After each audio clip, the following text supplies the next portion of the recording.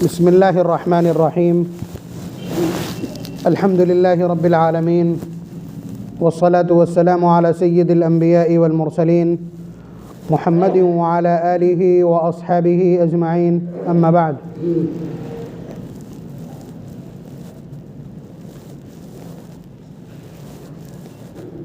اعوذ باللہ من الشیطان الرجیم بسم اللہ الرحمن الرحیم وهو القاهر فوق عباده ويرسل عليكم حفظه۔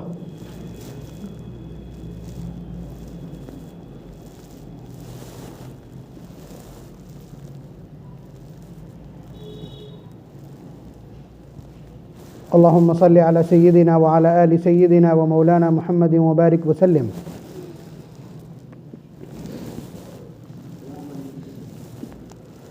ہم لوگ مسلمان کیوں ہیں؟ ہم لوگ مسلمان کیوں کہلاتے ہیں؟ مسلمان کیوں کہے جاتے ہیں؟ سوال کا جواب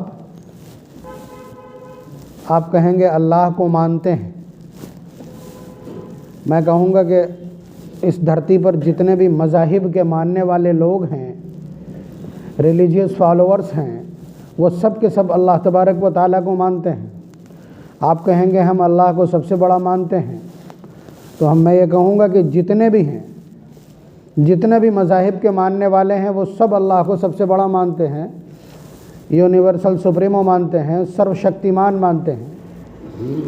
بات سمجھ رہے ہیں آپ کا جواب اٹکتا چلا جائے گا جب تک آپ یہ نہیں کہتے کہ ہم صرف اللہ کو مانتے ہیں، اللہ کے سوا کسی کو نہیں مانتے، تب جا کر کے لا الہ الا اللہ کا مفہوم ادا ہوگا۔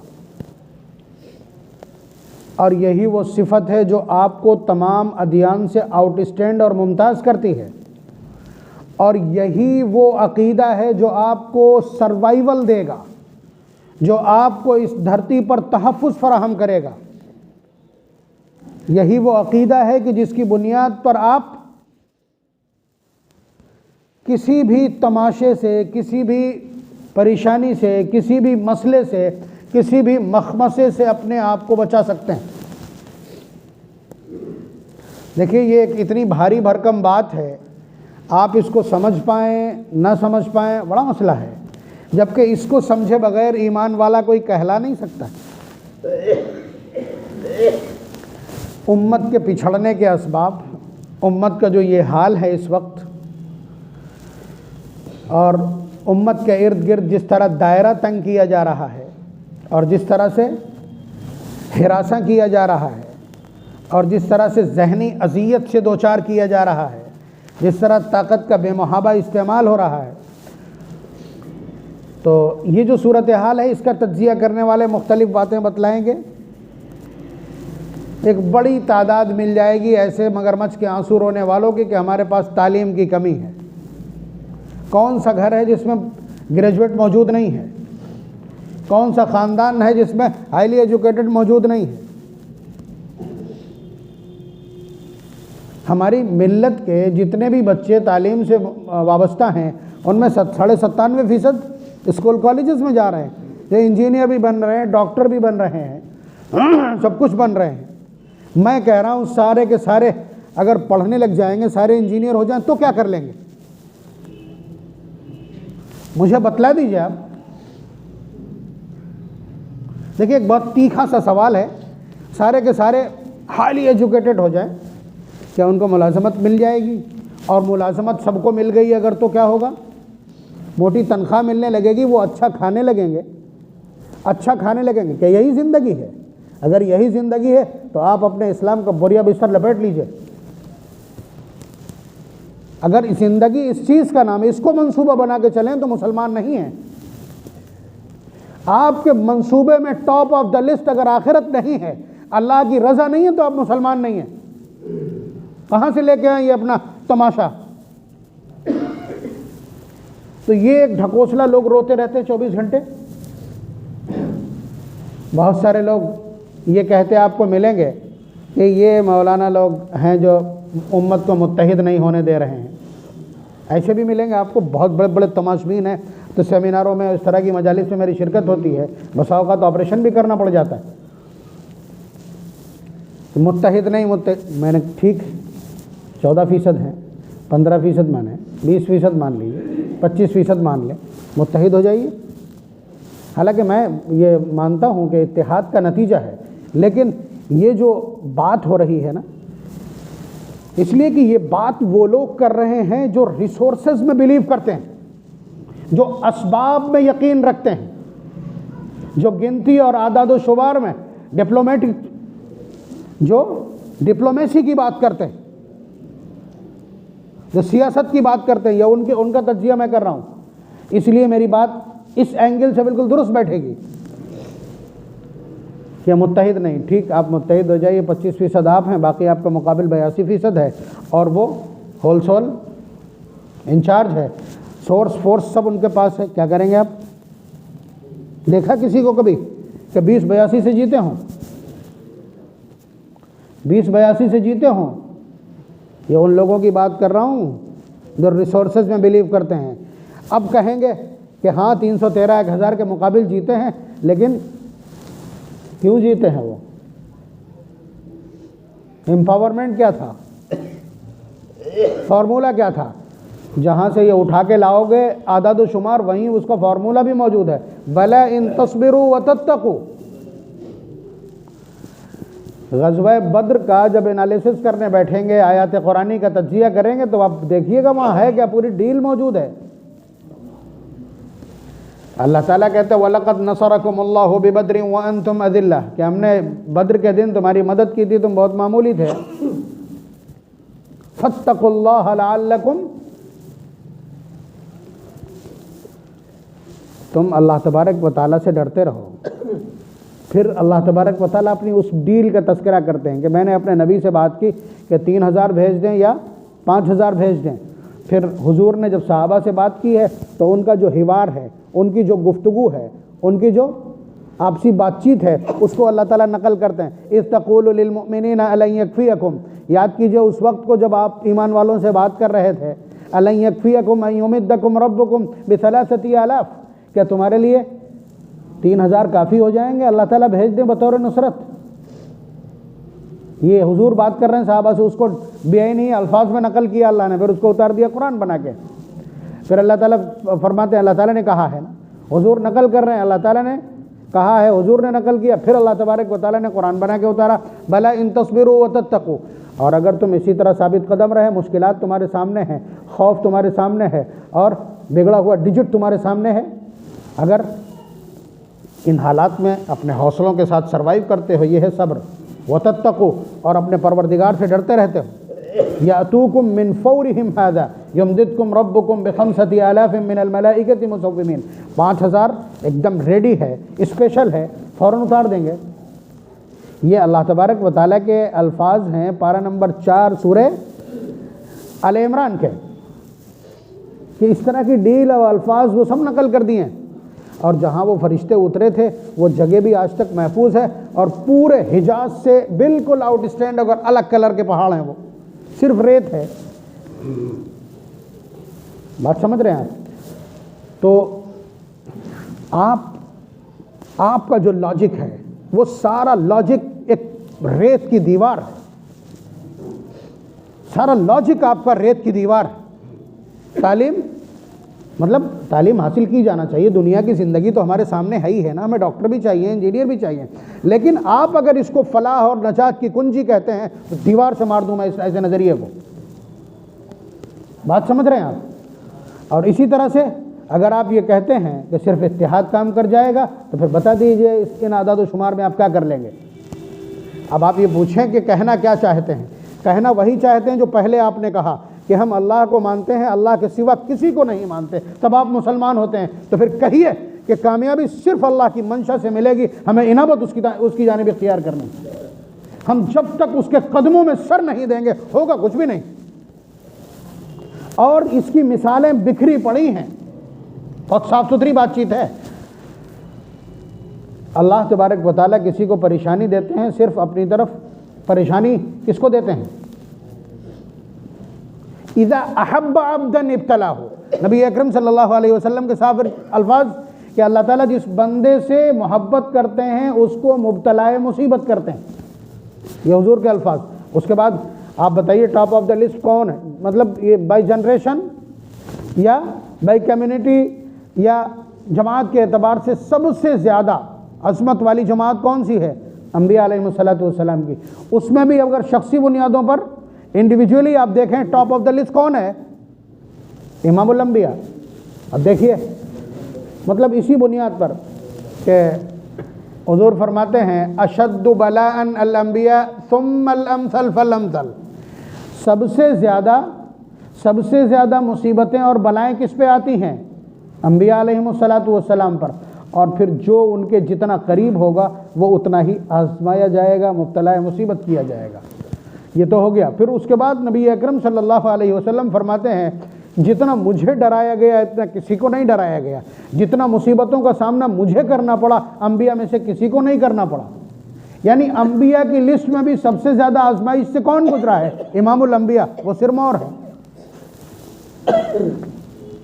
تو آپ یہ سمجھیے کہ جس شخص کو اللہ تبارک و تعالی مبتلا مصیبت کرتے ہیں، یہ سائن ہے اس بات کا، سمبل ہے اس بات کا کہ اللہ تبارک و تعالی اس سے محبت کرتے ہیں، اللہ تبارک و تعالی محبت کرتے ہیں۔ آپ بتائیے پوری ایک کمیونٹی جوڑ کر کے کہ سب سے زیادہ کس کو قربانیاں دینا پڑی ہیں، اس امت کا وہ کون سا دھڑا ہے جس کو سب سے زیادہ قربانیاں دینا پڑی ہیں؟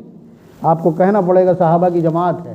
آپ رینکنگ بتا دیجئے ان کی، آپ رینکنگ بتا دیجئے امت میں کیا ہے ان کی۔ تو یہ یاد رکھیے جو جتنے مسائل سے گزرے گا، جو جتنے مشکلات سے گزرے گا، اللہ تبارک و تعالیٰ کی بارگاہ میں اتنا ہی وہ سربلند ہوگا۔ یہ اللہ تبارک و تعالیٰ کا ایک نظام ہے۔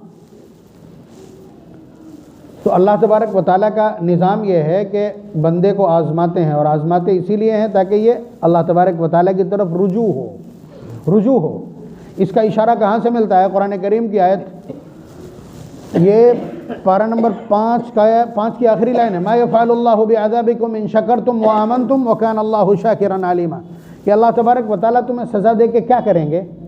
تمہیں مصیبت دے کے کیا کریں گے؟ تمہاری آزمائش کر کے کیا کریں گے؟ اگر تم اللہ تبارک و تعالیٰ پر ایمان اور یقین رکھو اور اللہ تبارک و تعالیٰ کی نعمتوں کا شکر کرتے رہو۔ اس کا مطلب یہ ہے کہ اپنی جان چھڑانے کا طریقہ یہ ہے۔ آپ دیکھیے ایک اور ذرا سی ریل دیکھیے اس کی۔ بیٹا، اکلوتا بیٹا ہے، کسی کا بیمار ہو گیا، ٹھیک، فوراً لے گئے کہاں؟ فیملی ڈاکٹر کے پاس۔ اس نے کہا کیس کرٹیکل ہے، ٹھیک، شہر کے اسپیشلسٹ کے پاس پہنچ گئے، اس نے ٹریٹمنٹ کیا، امپرومنٹ نہیں ہوا، ٹھیک ہے۔ اس کے بعد اور کیپٹل کے بڑے ڈاکٹر کے پاس پہنچ گئے، پھر اس کے بعد ایمس پہنچ گئے، حالت جوں کی توں ہے، ٹھیک۔ اگر ابھی ٹھیک ہو جائے نا، بچہ گھر واپس آ جائے ٹھیک ہو کر کے، تو کہیں گے دیکھو سب کچھ تھا تو بچے کو ٹھیک کروا لائے، ٹھیک ہے، یہی کہے گا نا آدمی۔ اللہ تعالیٰ ایک بار یہیں تک آزماتے ہیں، ایک آدھ بار یہیں تک آزماتے ہیں، پھر اگلی بار ایمس کے وینٹیلیٹر پہ ہوگا اور ڈاکٹر کہے گا کہ بھائی ہم نے اپنا سب کچھ لگا دیا ہے، کیا کریے؟ اب پرارتھنا کیجئے، یہی کہے گا نا لاسٹ اسٹیج پہ پہنچ کر کے۔ اور اس کے بعد وہاں کا ڈاکٹر کیا کہے گا؟ پرارتھنا کیجئے، ہم نے اپنے سارے ریسورسز لگا دیے۔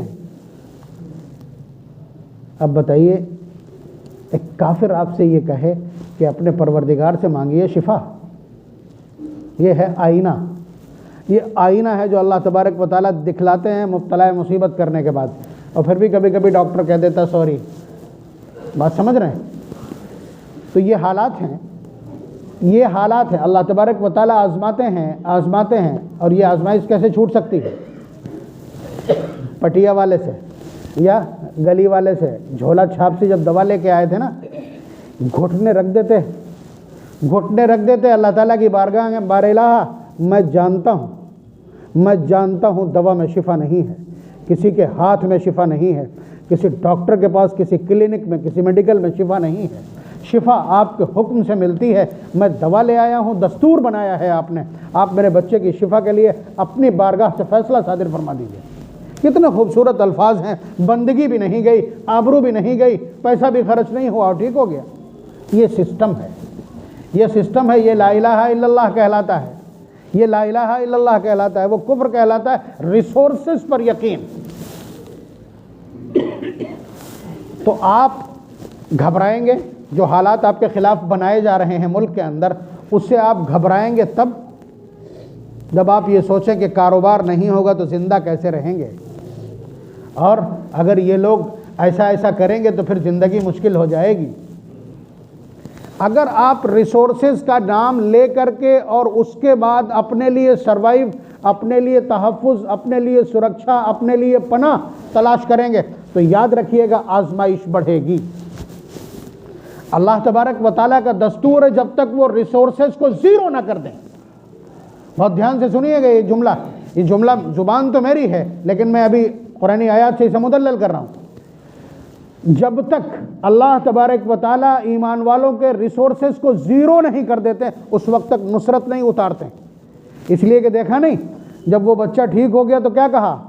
اگر آج کو گاڑی نہ ہوتی اور پیسے کا اتنا انتظام نہ ہوتا، اتنی بات نہ ہوتی تو بچہ کیسے ٹھیک ہوتا؟ اللہ تعالیٰ کو یہ ساری مکاریاں معلوم ہیں۔ یہ مکاریاں اتنا معلوم ہے کہ اللہ تعالیٰ نے شکایت کی ہے قرآن کریم میں، کم از کم 3 جگہ تو ابھی میں پڑھ سکتا ہوں اس کو۔ وَإِذَا مَسَّ الْإِنسَانَ الضُّرُّ دَعَانَا لِجَنبِهِ أَوْ قَاعِدًا أَوْ قَائِمًا فَلَمَّا كَشَفْنَا عَنْهُ ضُرَّهُ مَرَّ كَأَن لَّمْ يَدْعُنَا إِلَىٰ ضُرٍّ مَسَّهُ کہ آدمی کو اچانک کوئی تکلیف ہوتی، داڑھ میں درد اٹھا یا گردے میں درد اٹھا رات میں، تو پھر ایسے ٹائم اسے لگتا ہے کہیں کچھ نہیں، تو پھر اللہ تعالیٰ کو پکارنا شروع کرتا ہے، اٹھتے بیٹھتے اللہ اللہ کرتا ہے۔ خود کہہ رہے ہیں اللہ تعالیٰ أَوْ قَاعِدًا أَوْ قَائِمًا کہ کبھی کھڑے ہو کے کبھی بیٹھ کے ہمیں پکارتا ہے بار بار۔ فَلَمَّا كَشَفْنَا عَنْهُ ضُرَّهُ جب ہم اس کی تکلیف دور کر دیتے ہیں تو کہتا فلاں انجیکشن سے ٹھیک ہوئے تھے، ہم نے اچانک گرم پانی پی لیا تو ٹھیک ہو گئے تھے۔ فَلَمَّا كَشَفْنَا عَنْهُ ضُرَّهُ مَرَّ كَأَن لَّمْ يَدْعُنَا إِلَىٰ ضُرٍّ مَسَّهُ تو پھر ایسا ہو جاتا جیسے ہم کو پہچانتے ہی نہیں ہے، یا ہم کو پکارا ہی نہیں تھا، یا ہم نے کچھ کیا ہی نہیں۔ اور سچائی نہیں ہے کہ بتائیے مجھے آپ کہ جب درد ہو رہا تھا تو اللہ کو پکارا تھا، اور جب ٹھیک ہو گیا تو گرم پانی کو کریڈٹ ہے۔ یہ بدماشی موجود نہیں ہے، قرآن کہتا ہے شکایت سورہ یونس رکوع نمبر 2۔ اسی طرح ان لوگوں کو جو کبھی کبھی اس میں پھنس جاتے ہیں سمندر میں، اللہ تعالیٰ فرما رہے ہیں وَإِذَا غَشِيَهُم مَّوْجٌ كَالظُّلَلِ دَعَوُا اللَّهَ مُخْلِصِينَ لَهُ الدِّينَ جب کبھی سمندروں میں پھنستے ہیں اور پھر چاروں طرف سے موجے موجے دکھتے ہیں، کہیں ساحل نہیں ہوتا، کہیں ساحل نہیں ہوتا۔ سمندر میں تو آپ کو معلوم ہے سینکڑوں میل تک پانی ہی پانی، تو وہاں اللہ کے سوا کون بچا لے گا ان سرفری موجوں سے؟ تو اس وقت اللہ تعالیٰ فرمانے دعوا اللہ مخلصین، بڑے اخلاص کے ساتھ پکارتا ہے ہم کو۔ فلما نجاہم الی البر جب ہم اسے سوکھے تک ساحل تک پہنچا دیتے ہیں تو پھر اذا ہم یشرکون ایک جگہ فرماتے ہیں تو پھر وہ شرک کرنے لگتا ہے، چادر فلانی جگہ چڑھایا ہے۔ اللہ تعالیٰ کے نام پر ایک پیسے کا صدقہ نہیں۔ مصیبت سے بچے گا، پکارا اپنے پالنہار کو تھا اس مصیبت میں، لیکن کریڈٹ کہاں؟ کسی اور کو۔ یہ شکایتیں قرآن کرتا ہے۔ اللہ تعالیٰ فرما رہے تمہاری مکاری سے واقف ہیں ہم۔ اس کے علاوہ ابھی جو میں نے کہا کہ جب ریسورسز پر ریسورسز سے آپ کا بلیف صفر ہو جائے تب اللہ تبارک و تعالیٰ کی طرف، یہ انبیاء کے ساتھ ہے۔ اللہ تبارک و تعالیٰ کا یہ دستور انبیاء علیہ السلام کے ساتھ ہے۔ پارہ نمبر 13 سورہ یوسف آیت نمبر آخری آیت، حتی اذا استیأس الرسل وظنوا انہم قد کذبوا کہ ہمارا دستور تو یہ ہے کہ جب رسول مایوس ہو جاتے ہیں، رسول اور نبی مایوس ہو جاتے ہیں کہ اب ہم کو جھٹلا دیا جائے گا، یعنی انہوں نے کسی چیز کا وعدہ کر لیا اور وہ ڈیلے ہو گئی، تب ظاہر سی بات ہے دنیا کیا کہے گی۔ یہ اس طرح کے حالات، اس طرح کا ایگزامینیشن، اس طرح کی پریکشا اللہ تبارک و تعالیٰ انبیاء کی بھی کرتے ہیں۔ دیکھیں نا، نبی اکرم صلی اللہ علیہ وسلم کے پاس 3 سوال آتے ہیں، اور وہ سوال ایسے ہیں جو کیریئر ڈیفائننگ ہیں، یہ طے کریں گے کہ نبی ہیں کہ نہیں ہیں۔ وہ تمام عیسائیوں اور یہودیوں سے مل کر کے سوالات اکٹھا کر کے لائے ہیں مکے والے، اور لا کے سوال رکھ دیے ہیں۔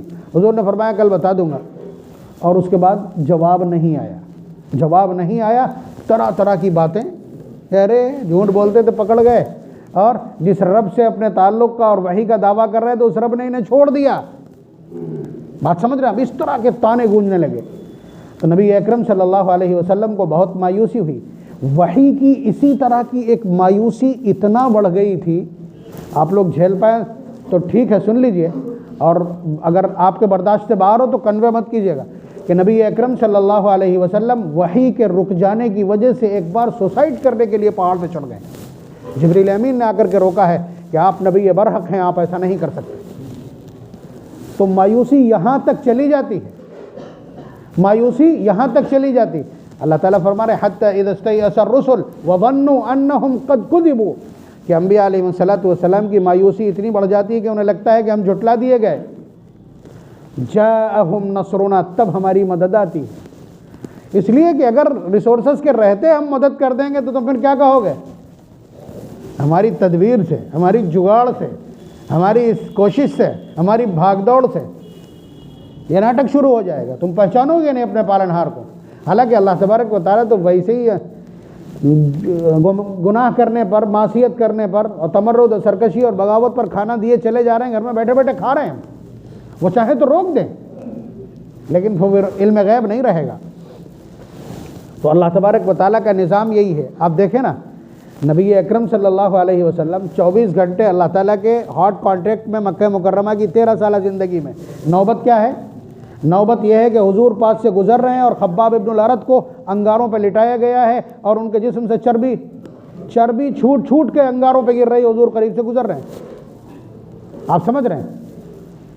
عمار اور یاسر کو مارا جا رہا ہے، حضرت سمیہ کے ساتھ بدتمیزی ہو رہی ہے، اور نبی اکرم صلی اللہ علیہ وسلم بے بسی کی تصویر. ایک بار بد دعا کر دے کھیل ختم ہو جائے گا. لیکن پھر رہے گا کیا؟ رہے گا کیا؟ تو یہ سب کچھ چلا ہے آپ کے اوپر. آپ کہہ رہے ہیں یہ مایوسی ہے؟ نہیں، یہ ادے ہے آپ کا.